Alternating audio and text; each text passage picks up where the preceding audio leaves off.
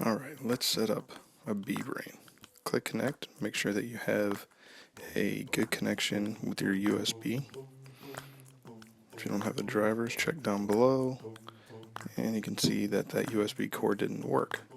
So now let's try a better USB cord. See the USB art, it works. Alright, we got in. The board's responding. So now disconnect, go to firmware flasher, make sure you choose Beebrain, and then choose the Beebrain target underneath. We're going to load the firmware online, wait for it to load, scroll down, and flash firmware. Watch progress bar. We're making sure that everything goes through smoothly, which it does.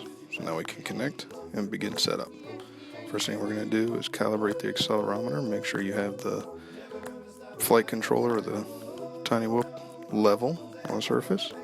And we're going to add our modes, click ARM. I like to have it over here on a 3-way switch. Leave it on aux 1. Now we're going to do air mode. Make sure that's on aux 2. Angle is going to be the first position for aux 2. And horizon is going to be on aux 2 as well. So that way we have a separate switch for flight modes and a separate switch for arming. If you're double checking, make sure we're on the spectrum AETR. I'm just going to make a quick tweak to get my personal settings that I like, but you can change these. However, whenever you do change anything on this PIDs page, make sure you do it in small increments. A little goes a long way, and don't forget to click save. Now in configuration, we're going to double check. It says brushed. Everything here looks good.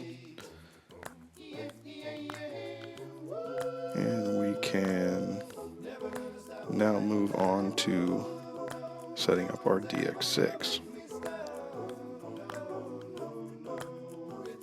Alright, now that we're with the DX6, hold the click wheel down when you power it on. And that'll take us straight to system setup. Go to model select, add new model, create, then model type. We're going to select acro. And then model name, you can customize that later.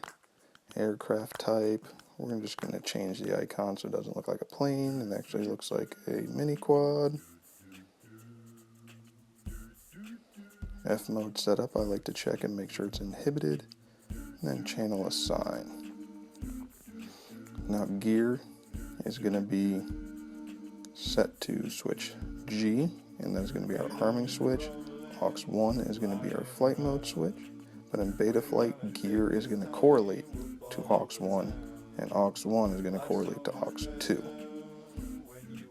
Now we're going to bind it. Got a good bind.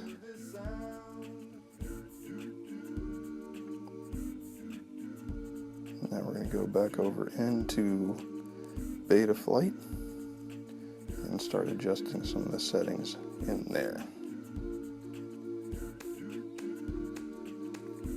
So now go to servo setup and adjust our travel. We're going to slide it to mid stick so you can move both of them at once. And we're going to set throttle to 150. This is going to allow us to get our endpoints as close to 1,000 to 2,000 as we can. Aileron, elevator, and rudder are going to be set to 147. Now this is going to give us full stick travel and full power. Now sub trim is going to allow us to center our sticks. So make sure your throttle is centered. And we're going to try and get these as close to 1,500 as we can.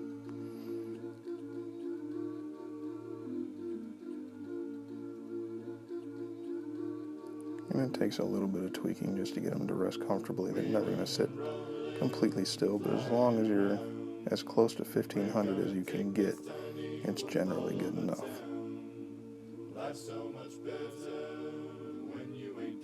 There we go. Elevator.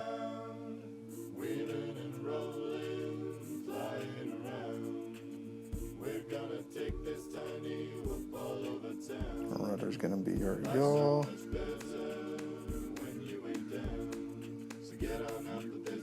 Alright, so now we got everything centered pretty well.